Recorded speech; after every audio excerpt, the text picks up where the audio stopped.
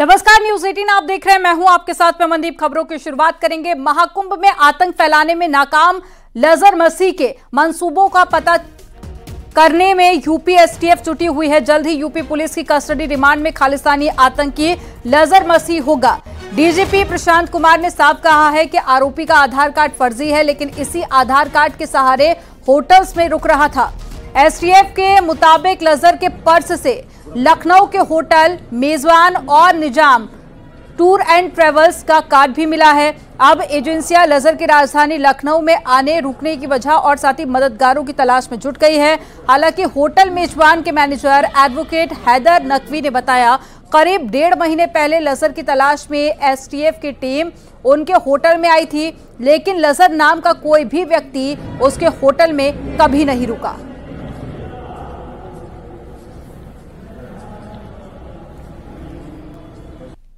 नहीं सर, हमारे यहाँ बीते 2-3 महीने में कोई लजहर मसीह नहीं रुका है, और उसके पास कार्ड कहाँ से बरामद हुआ ये तो हम नहीं जानते, क्योंकि हर टैक्सी स्टैंड वाले के पास, हर ऑटो वाले के पास, हर रिक्शे वाले के पास हमारा होटल का कार्ड होता है, और उसके उसने किसी से ले लिया होगा। आई डोंट नो, मैं इसको नहीं बता सकता। मेरठ में मस्जिद से पथराव का मामला सामने आया है। कार गैराज पर पथराव किया गया। ऑटो केयर के उद्घाटन के मौके पर मस्जिद से पथराव होने से अफरा तफरी मच गई। पुलिस ने मस्जिद के मौलाना को हिरासत में लेकर पूछताछ शुरू कर दी है। बताना चाहूंगा कि टीपी नगर क्षेत्र से एक सूचना प्राप्त हुई थी कि फुटबॉल चौक पर एक ऑटोमोबाइल पार्ट्स की दुकान है, जिसकी छत टीन शेड से बनी हुई है। बताया गया कि टीन शेड पर कुछ छोटे पत्थर फेंके गए हैं, जिसके संबंध में सभी अधिकारी यहां पर मौजूद थे। इसके संबंध में जांच की जा रही है कि ये छोटे पत्थर किस ओर से आए हैं। सभी सीसीटीवीज को देखा जा रहा है, ड्रोन से भी स्कोपिंग की जा रही है, और साथ ही यहां पर जिनकी ये दुकान है और जो आसपास के लोग हैं उनसे भी पूछताछ की जा रही है। जांच उपरांत आवश्यक विधिक कार्रवाई की जाएगी। मौके पर शांति व्यवस्था कायम है। फिरोजाबाद में एलकेजी के छात्र को अचानक स्कूल में चक्कर आया और उसके बाद में वो बेहोश हो गया। स्कूल स्टाफ बच्चे को ट्रॉमा सेंटर लेकर गया, जहां पर डॉक्टरों ने उसे मृत घोषित कर दिया, जिसके बाद में स्कूल स्टाफ बच्चे को ट्रॉमा सेंटर से छोड़कर फरार हो गया। स्कूल पहुंचने पर ताला लगा मिला। बेटे की मौत के बाद में परिजनों का रो रो कर बुरा हाल है।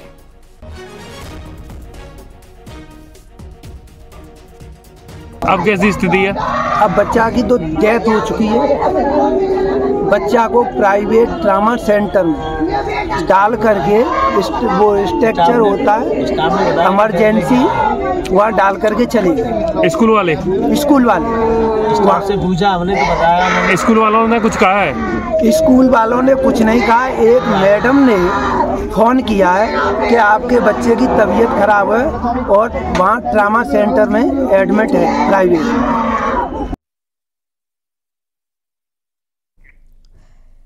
एटा में 3 परीक्षा केंद्रों से 3 मुन्ना भाइयों को परीक्षा देते हुए पकड़ा गया है। पकड़े गए मुन्ना भाइयों के विरुद्ध एफआईआर भी दर्ज की गई है।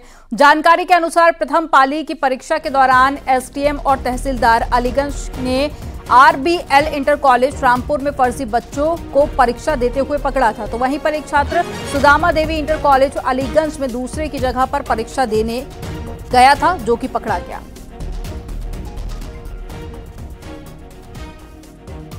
अलीगंज क्षेत्र में आज निरीक्षण के दौरान 3 विद्यालयों में आरबीएल इंटर कॉलेज राजा का रामपुर, महावीर इंटर कॉलेज अगरैया और आदर्श जनता इंटर कॉलेज रूपगंज में 3 बच्चों को पकड़ा गया है, जो दूसरे परीक्षार्थियों की जगह परीक्षा दे रहे थे। नियमानुसार कार्रवाई की जा रही है।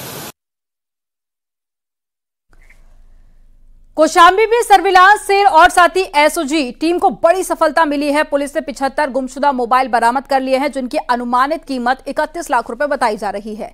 एसपी ने सभी मोबाइल मालिकों को पुलिस ऑफिस बुलाकर मोबाइल दिए। अपने खोए हुए मोबाइल पाकर लोग खुशी जाहिर करने लगे।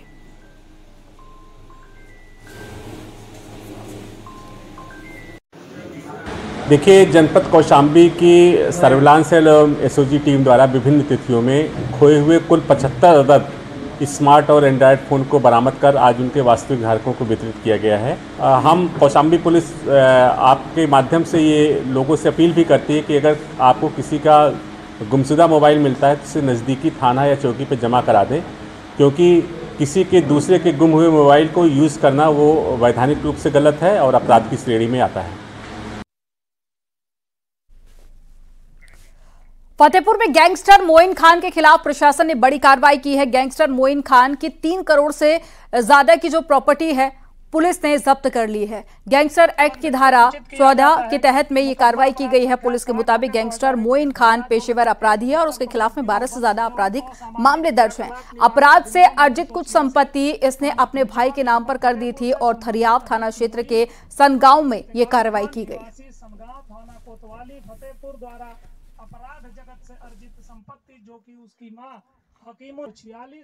जनपद फतेहपुर में पुलिस अधीक्षक महोदय के निर्देशन में अपराधियों के विरुद्ध की गई कार्रवाई के अंतर्गत आज दिनांक 7 मार्च 2025 को थाना थरियाव पुलिस द्वारा गैंगस्टर एक्ट से संबंधित अभियुक्त मोहम्मद मोइन खान पुत्र इफ्तिखार खान निवासी सनगांव थाना कोतवाली नगर की स्वयं की व उसके भाई मोहसिन व महकीमुन के नाम क्रय की गई लगभग 3,04,52,500 रुपए की चल संपत्ति को 14 एक उत्तर प्रदेश गैंगस्टर नियम के अंतर्गत कुर्क किया गया।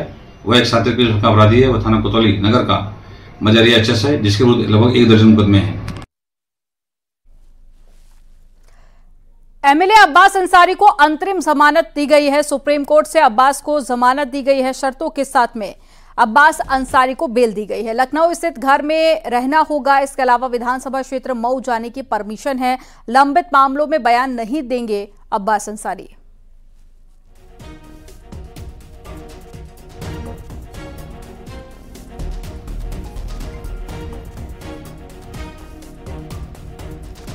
संभल में अवैध कब्जा कर मस्जिद और साथ ही 45 से अधिक अवैध मकान बनाए जाने का दावा किया गया। संभल से चंदोसी तहसीलदार के मुताबिक नगर पालिका की 6 बीघा जमीन पर अवैध कब्जा करके मस्जिद और मकान बनाए गए थे।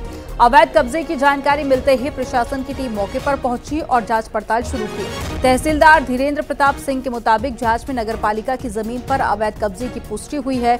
मस्जिद और कुछ मकान 20 साल पुराने बनाए गए हैं।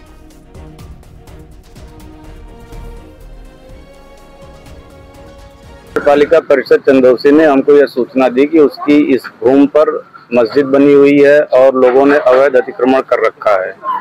उसी क्रम में आज ये जांच की जा रही है, जिसमें यह पाया गया कि इसमें मस्जिद भी बनी हुई है और लोगों के मकान भी बने हुए हैं। अब क्या कार्रवाई होगी जैसे बने हुए हैं तो उस पर? अब ये हम अपनी रिपोर्ट जो है नगर पालिका को प्रेषित करेंगे। नगर पालिका यह बताए कि क्या इन घाटों का आवंटन किया है इन लोगों के नाम, या इन लोगों को बेनामे से बेचा है, या बोर्ड के प्रस्ताव से दिया गया है। और अगर नगर पालिका कहती है कि हमने नहीं दिया है तो फिर उस पर बेदखली की कार्रवाई तहसील प्रशासन के द्वारा की जाएगी। फिलहाल में इस जमीन पर शायद एक मस्जिद भी है। हाँ, एक मस्जिद है। तो ये कितने साल पुरानी होगी लगभग बनी हुई? ये लगभग 20 साल पुरानी मस्जिद है। मकान कितने साल पुराने होंगे? सब उसी के आसपास के हैं। इसकी नगर पालिका कोई शिकायत वगैरह दे रही है खाली कराने? नगर पालिका ने हमसे तो अभी तक यही कहा है कि मेरी भूमि पर लोगों ने अवैध कब्जा कर रखा है। तो अवैध कब्जे शीघ्र खाली कराए जाएंगे? नगर पालिका अगर कहेगी तो खाली कराए जाएंगे। संभल सीओ को लेकर रामगोपाल यादव ने बड़ा बयान दिया। सरकार बदली तो अनुज चौधरी जैसे जेल जाएंगे। अनुज चौधरी ने ही संभल में दंगा करवाया था। अनुज चौधरी ने ही गोली चलाने को कहा था। देखिए, अनूप चौधरी ने तो दंगा ही कराया था। अनूप चौधरी कह रहे थे गोली चलाओ गोली चलाओ। देखा सबने कि नहीं देखा? सबने देखा है। वही सीओ थे जो हुआ था, तो वो उनसे क्या उम्मीद करोगे? कोई ठीक बात करेंगे? जब कभी व्यवस्था बदलेगी तो ऐसे लोग तो जेलों में रहेंगे। संभल सीओ पर सांसद जियाउर रहमान बर्क का बयान आया है। मुस्लिम पक्ष को धमकाया जा रहा है। ऐसे अफसरों पर सख्त कार्रवाई होनी चाहिए। संभल से एसपी सांसद है जियाउर रहमान बर्क।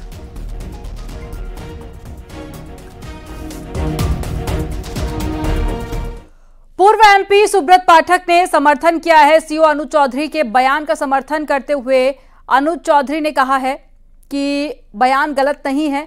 क्या अखिलेश ने जाटों को पीडीए से बाहर कर दिया है? संभल सीओ अनुज चौधरी के इस बयान में आखिर गलत क्या है? लेकिन फिर भी समाजवादी पार्टी के महासचिव और अखिलेश यादव जी के चाचा रामगोपाल यादव ने सरकार आने पर उन्हें जेल भेजने की धमकी दी है। पहले तो मैं अनुज चौधरी के इस बयान का समर्थन करता हूं, और दूसरा यह कि अनुज चौधरी की जाति जाट है और वो पिछड़े वर्ग से आते हैं। तो क्या अखिलेश जी और उनके चाचा रामगोपाल जी ने अपने तथाकथित पीडीए से इन्हें और इनकी जाति को बाहर कर दिया है? संभल सीओ अनुज चौधरी के जिस बयान पर घमासान मचा हुआ है वो बयान आपको सुनाते हैं। मेरा सीधा साफ ये है, होली का दिन है, जुम्मा साल में 52 बार आता है, होली साल में 1 बार आती है। तो मुस्लिम समुदाय के लोगों को यदि किसी को लगता है भाई आपको होली के रंग से आपका धर्म भ्रष्ट हो जाएगा या जो भी है, तो वो उस दिन ना निकले, घर से ना निकले, और यदि निकले तो उसका इतना बड़ा दिल होना चाहिए, वो दिल होना चाहिए कि भाई सब एक जैसे हैं, रंग तो रंग है। जिस तरह पूरे साल इंतजार करता है मुस्लिम पक्ष ईद का, इसी तरह से होली का भी इंतजार हिंदू पक्ष करता है। होली रंग डाल के, मिठाई खिला के, बुरा न मानो होली, इस तरह से मनाई जाती है। और ईद में भी लोग सेवैयाँ बनाते हैं, गले मिलते हैं, एक दूसरे के यहाँ जाते हैं, आते हैं, तो सेम उसी तरह का त्योहार है। तो आप दोनों पक्षों के लिए, हिंदू मुस्लिम, आप एक दूसरे का सम्मान करें और अनावश्यक किसी पे यदि कोई निकल रहा है उस पर रंग न डालें। संभल में हिंदूवादी संगठन के लोग विवादित ढांचे पर यज्ञ करने पहुंचे, लेकिन एसडीएम ने उन्हें रोक दिया, जिससे नाराज कार्यकर्ताओं ने एसडीएम ऑफिस पर यज्ञ किया। वहीं अगले शुक्रवार को यज्ञ करने का ऐलान किया गया है। कार्यकर्ताओं ने स्ट्रक्चर को जामा मस्जिद मानने से इनकार करते हुए उसे मंदिर बताया और यज्ञ की अनुमति देने की मांग की। वहाँ जब क्या नाम है वो हरिहर मंदिर है तो हम वहीं यज्ञ करेंगे। भाई हमें अधिकार है मंदिर जाने का, हम हवन पूजा करने का वहाँ अधिकार है हमें। तो हमारा हरिहर मंदिर है तो हम वहाँ भगवान पूजा करेंगे। किसका? तो माननीय न्यायालय ने मुस्लिम पक्ष को भी तो नहीं कहा ना कि आप नमाज अदा करें, उनको भी अधिकार नहीं दिया ना, उनको एक विवादित ढांचा मान लिया उसको। तो जब हमें अधिकार नहीं है तो उन्हें भी नहीं अधिकार होना चाहिए। तुगलक लेन का नाम बदलने को लेकर बीजेपी और कांग्रेस की अलग अलग प्रतिक्रिया सामने आई है। कांग्रेस कह रही है कि बात स्वामी विवेकानंद का नाम रखने की हो रही है तो हर धर्म के बीच एकता की बात करते थे, लेकिन बीजेपी ऐसा नहीं करती। बीजेपी की ओर से इस पर क्या जवाब आया है वो आपको सुनाते हैं। बहुत दिनों से मांग चल रही थी लोगों की कि मुगल आक्रांताओं के नाम हटाए जाएं, तो उसमें उन्होंने पहल करी है। देखिए, मोहम्मद बिन तुगलक के बारे में लोग अच्छी तरह जानते हैं, देश दुनिया के लोग जानते हैं, इतिहासकार भी जानते हैं। वो एक सनकी राजा थे, दिल्ली से दौलताबाद ले जाने वाले वही थे, और ऐसे सनकी व्यक्ति के नाम पर मार्ग बदलने की जो उन्होंने नाम स्वामी विवेकानंद जी का सोचा है, बहुत अच्छा नाम है। स्वामी विवेकानंद जी ने भारत माता के झंडे को दुनिया में पहुंचाया और सर्वोच्च शिखर पर भारत संस्कृति को उस समय पहुंचाने का काम स्वामी विवेकानंद जी ने किया था। अच्छा काम। किसी व्यक्ति के बदलने से कोई चीज़ बदलती है, और हम तो ये बार बार कह रहे हैं कि इनको पता भी है स्वामी विवेकानंद कौन थे, उनके क्या विचार थे। वो एक ऐसे व्यक्ति थे जो जातिवाद के खिलाफ काम किया करते थे, जो महिला उत्थान की बात किया करते थे, और इनकी तरीके का नहीं केवल दिखावा, वो थे जो सांप्रदायिकता के बिल्कुल खिलाफ थे, सर्वधर्म समभाव की बात करते थे, हर धर्म के बीच में एकता की और बराबरी की बात करते थे। और वो तो कभी भी नहीं कहते थे कि कोई एक धर्म किसी दूसरे धर्म से बड़ा है या छोटा है। लेकिन सरकार ने हमेशा कहा है कि जो भी गुलामी के प्रतीक हैं उनको हटाने का काम होना चाहिए। निश्चित रूप से गुलामी के प्रतीकों को हटाने का काम यदि कहीं हो रहा है तो उसका स्वागत होना चाहिए।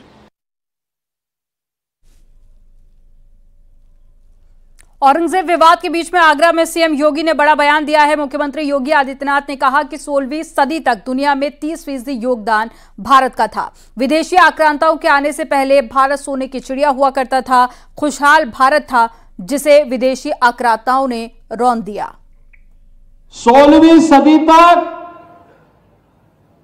दुनिया की अर्थव्यवस्था में 30% योगदान भारत का था, और विदेशी आक्रांताओं के आने के पहले याद करिए भारत सोने की चिड़िया कहलाती थी। दुनिया की सबसे अच्छी समृद्धि भारत के पास थी, धन धान्य से परिपूर्ण था, खुशहाल भारत था। वह नया भारत, वह भारत जिसे विदेशी आक्रांताओं ने रौंदा, अंग्रेजों ने लूटा।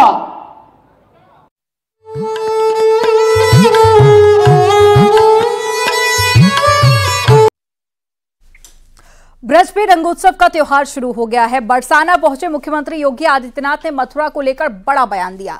योगी ने कहा कि काशी अयोध्या के बाद में अब मथुरा की बारी है। आपको बता दें कि बरसाना में सीएम योगी आदित्यनाथ ने राधा रानी मंदिर पहुंचकर पूजा अर्चना की और भक्तों पर पुष्प वर्षा की। जैसे अयोध्या आज सुंदरतम नगरी बन गई है, हमारा प्रयागराज सचमुच तीर्थों का राजा बनकर के चमकता हुआ दिखाई दे रहा है। दीप्यमान सूर्य की रूप में पूरी दुनिया को दिखाई दे रहा है। महाकुंभ की सफलता उसका एक उदाहरण है। जैसे काशी की कायाकल्प हुई है, अब तो बारी इसी ब्रजभूमि की है। मथुरा, वृंदावन, बरसाना, गोकुल, नंदगांव, गोवर्धन, बलदेव, ये सभी पे विकास के लिए पैसे की कोई सीमा नहीं। मैंने पहले भी कहा, विकास की इन योजनाओं को आगे बढ़ाने के लिए मैंने कहा होली के अवसर पर राधा रानी के चरणों में इससे बड़ा निवेदन करने का अवसर दूसरा नहीं मिलने वाला है। हरदोई में शादी के 5वें दिन ससुराल में महिला डॉक्टर की मौत हो गई। न्यू सिविल लाइन मोहल्ले के एक परिवार में महिला डॉक्टर ने 5 दिन पहले ही प्रेम विवाह किया था। ससुराल वाले करंट लगने से मौत की बात कह रहे हैं। सूचना पर पहुंची पुलिस ने शव को कब्जे में लिया, पोस्टमार्टम के लिए भेज दिया। मृतक डॉक्टर गोमती नगर स्थित एक निजी हॉस्पिटल एंड ट्रॉमा सेंटर में डॉक्टर पर नौकरी कर रही थी। सीओ सिटी ने बताया कि पोस्टमार्टम रिपोर्ट और तहरीर के आधार पर कार्रवाई की जाएगी। यह प्रकरण थाना कोतवाली शहर क्षेत्र के न्यू सिविल लाइन का है, जहां आज थाने पर सूचना प्राप्त हुई कि एक महिला जिनका नाम अजिता सिंह है और इनकी शादी अभी 2 मार्च 2025 को हुई थी, इनकी अपने ससुराल में संदिग्ध परिस्थितियों में मृत्यु हो गई है। ससुराली जनों का कहना है कि आज सुबह ये बाथरूम में गई थी और वहाँ पे करंट लगने से इनकी मृत्यु हो गई है। पुलिस द्वारा तत्काल मौके पर पहुँचा गया और शव को कब्जे में लेकर पंचायतनामा की कार्रवाई की जा रही है। पोस्टमार्टम करवाया जाएगा, उसके बाद तहरीर प्राप्त करके और जांच के उपरांत जो भी तथ्य प्रकाश में आएंगे अग्रिम वैधानिक कार्रवाई अमल में लाई जाएगी। महोबा में बारातियों को एक बेकाबू ट्रैक्टर ने मार दिया टक्कर और हादसे में 2 लोगों की मौत हो गई, जबकि 4 लोग गंभीर रूप से घायल हो गए हैं। घटना झांसी मिर्जापुर हाईवे पर हुई है। पुलिस ने घायलों को इलाज के लिए अस्पताल में भर्ती कराया। हादसे के बाद में शादी की खुशियां मातम में बदल गई। वहीं लोगों ने ट्रैक्टर सहित आरोपी ड्राइवर को पकड़कर पुलिस के हवाले कर दिया। 2 जनन की मौत हो गई और उसकी महिला का गोड़न में लग गई। जो शादी में जा रहे थे बनरा छोड़ने के लिए, तो ट्रैक्टर ड्राइवर ने काट दिया। हमारा समझी होगा, वो ये कोदाई को गांव को है, गिरौर को मुसलमान लड़का, और राधा को चोट आ गई तो वो भाईती है कंट में, महू कंट में। अब उनकी हुए को अब हम तो इतना बाजार गया कि हम ऐसा मंदिर ना। और खबर सोनभद्र से है, जहां पर बच्चों की स्कूल बस हादसे का शिकार हो गई। स्कूल बस बेकाबू होकर पेड़ से टकरा गई। हादसे में 12 बच्चों को हल्की चोट लगी है। स्कूल बस ड्राइवर का पैर फ्रैक्चर है और बस में सवार थे 30 बच्चे। घायल बच्चों को भेजा गया अस्पताल। साथ ही कोन थाना क्षेत्र के मिश्री गांव की घटना है।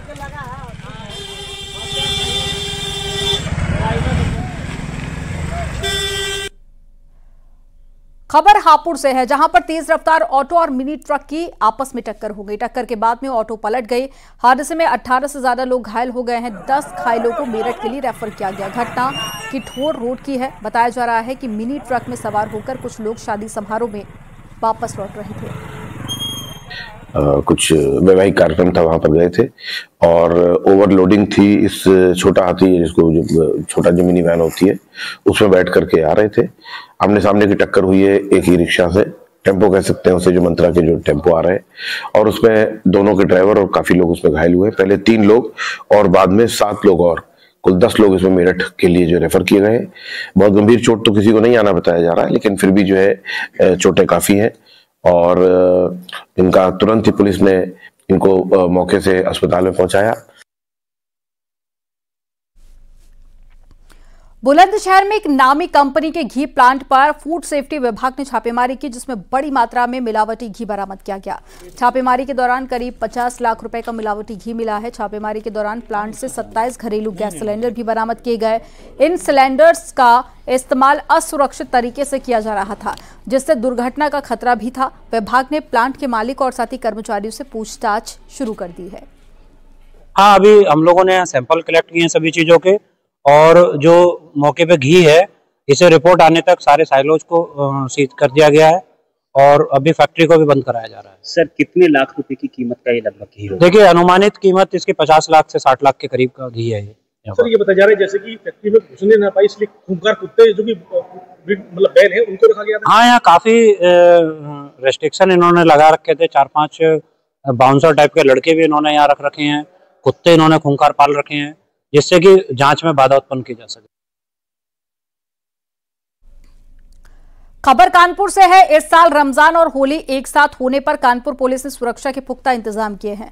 प्रशासन किसी भी स्थिति से निपटने के लिए अलर्ट पर है। संवेदनशील इलाकों में ड्रोन से निगरानी की जा रही है। पुलिस शहर के मुख्य क्षेत्रों में लगे सीसीटीवी कैमरे से हर गतिविधि पर नजर बनाए हुए है।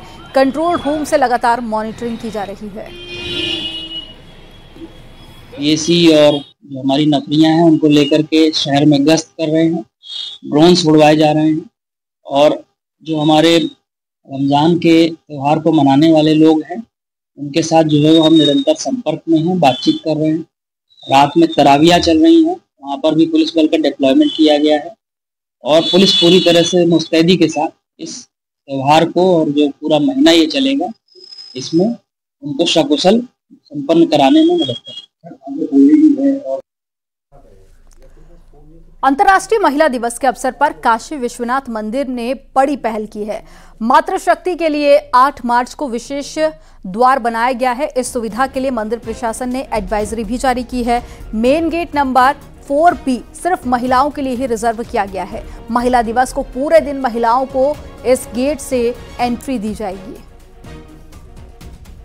विश्वनाथ के धाम में सनातन धर्म की इस परंपरा में महिलाओं के लिए विशेष उपहार देना इस दृष्टि से भी बहुत महत्वपूर्ण है कि विश्व की सभी सभ्यताओं में संभवतः हम ही एक सनातन सभ्यता, सनातन धर्म एक ऐसी संस्कृति है जहां ईश्वरीय रूप में देवी के रूप का भी वर्णन है, मातृशक्ति की भी आराधना की जाती है और मातृशक्ति को इसी वंदन, इसी नमन के भाव के साथ श्री काशी विश्वनाथ मंदिर न्यास यह विशेष व्यवस्था इस बार प्रारंभ कर रहा है कि अंतर्राष्ट्रीय महिला दिवस के दिन भर के लिए जो महिलाएं अपने बच्चों के साथ आना चाहती हैं, एकल आना चाहती हैं, वह महिलाओं के लिए बनाई हुई इस विशेष द्वार संख्या 4B से प्रवेश करके भगवान के सुलभ और सुगम दर्शन प्राप्त कर सकती हैं।